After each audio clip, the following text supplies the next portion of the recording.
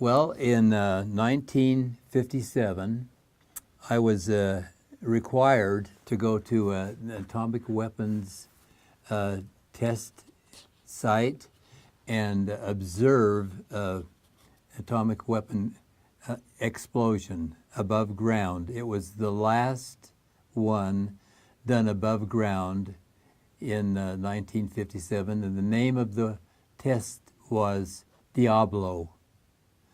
And we were in a bunker about I think it's 5,000 feet away from the weapon, where it was mounted on a large, like an oil derrick, about 500 feet high. There were 200 to 300 men and women in a deep trench, about 12 feet deep, in a very long trench, and we were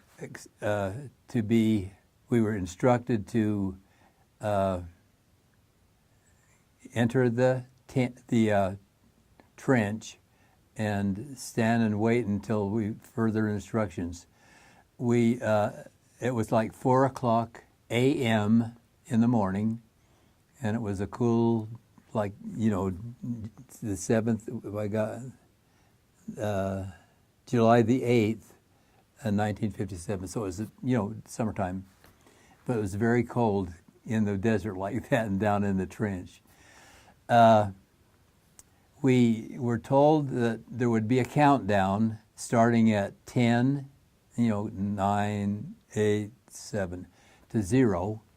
And to about 2, we were supposed to bend over and put our hands over our eyes and close them. And then at 0, there would be this brilliant light.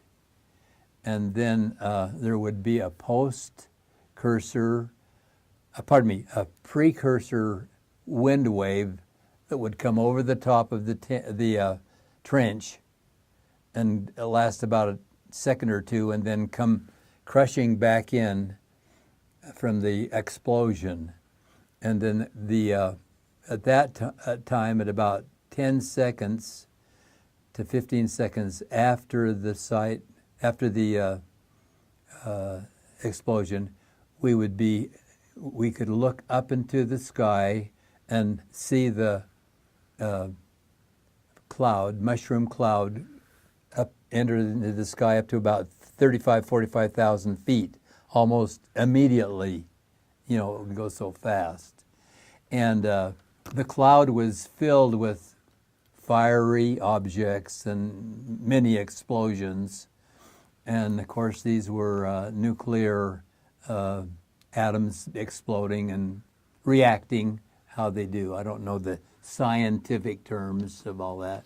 We learned that after the test, and we were expected to know a lot about it before, because we spent about a month in training experiences, but they were all visual and audio.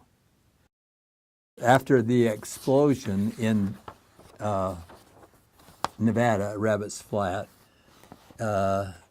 we went back to the bunker and observed again the cloud as it was moving down the state and towards Utah, southern Utah and Nevada, and it probably even into Arizona.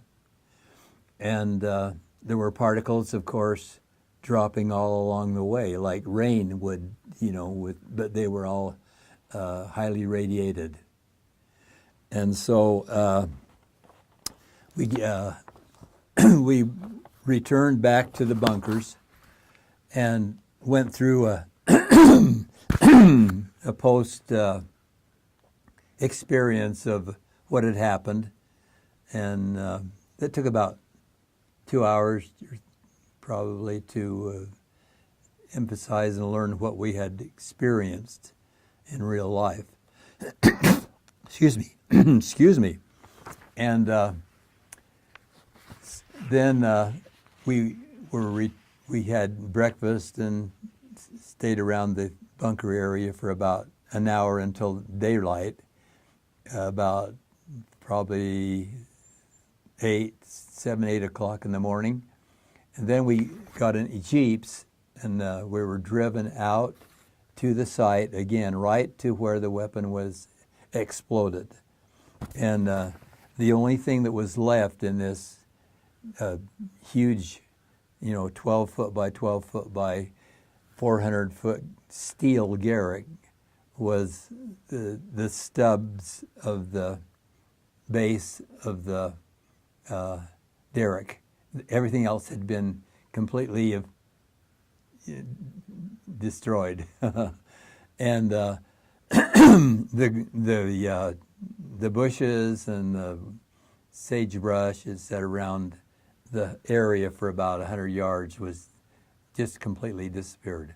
Just nothing but sand on the earth, And there was no, or very, very little irradiation on the ground there, except very close to where the ground zero was, where these steel stubble frames were left. And like I say, they were only about 3 or 4 feet high, but they were big steel, 5-inch girded steel angle irons to hold the weapon. And when you got close to there, we had radiation monitors on our body, like a little wristwatch thing that would tell us how hot or how heavily radiated the area was. And we were to only go within about 5, 6 feet of it. If we were to get closer, we would be injuring our own bodies, with radiation. But as far as staying away, out 5, 6 feet, there was no problem. The monitors would start ticking as soon and get a heavy sound until it was, way more than you were supposed to get. And so that was kind of a experience that I don't know whether we were guinea pigs or whatever, but it was kind of like that. So when we left the area after going through this experience, we went back to Nellis Air Force Base, where we were stationed, and we had a washdown experience for every person. We were told to take off the clothing that we had on, shoes, boots, hats, caps, everything completely off, and dispose of them in a disposal container to make sure that we wouldn't be dragging irradiated clothing around, and covered it with atomic energy particles. And then I took about an hour-long shower and scrubbed every inch, of my body, and as much as I could, and threw everything away. Some guys kept some of their clothes and just wore them.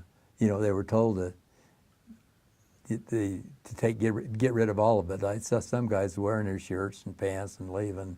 Oh boy, this is cool, and they didn't really get it. But that was the point that I thought was very important.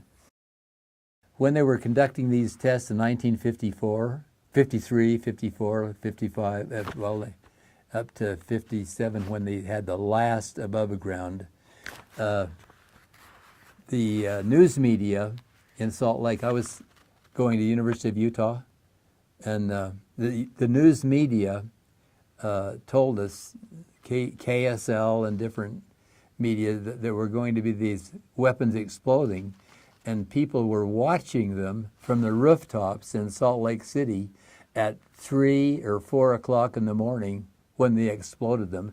And you could see the light from this brilliant weapon detonation clear up in Salt Lake City and down to Rabbit's Flat, Nevada. So we learned about that's what was going, and then I happened to be, have the opportunity to go to see a weapon after I got in the Air Force. So it was really amazing that was an experience that people were didn't understand what was going on, down in the deserts and the mountains and the valleys of southern Utah. But that's where they were getting this irradiation, dust and dirt, and of course I think it was very secretive in those days. I don't think that the Atomic Energy Commission or the government knew a lot about what was happening, until later, when then we started reading about people being sick and animals eating hay and then ending up with having strontium 90 or something in their milk, which they were giving to their children, and so it was quite an extraordinary experience. I guess that there's surely a lot of people down in the southern part of the state who, and clear into Arizona probably, who have had serious problems. I live across the street from a guy who is a really nice guy, and he's my age, and he was a professor at the Utah State, but he told me that his parents were both affected by it, and they had a ranch in Cedar City. So there are hundreds. I'm sure the Downwinders, there's hundreds of people have been affected by this, yeah. And I don't know how many are left. Right. I'm glad I'm around to tell the story about this for future historic interest, But right. It gives me really creepy feelings when I hear, the North Koreans talking about having an intercontinental ballistic missile with a weapon on it that could land in Oregon or California or anywhere in Nevada, whatever. That's pretty scary stuff. It's really serious, and we have to be on our guard to make sure that that doesn't happen.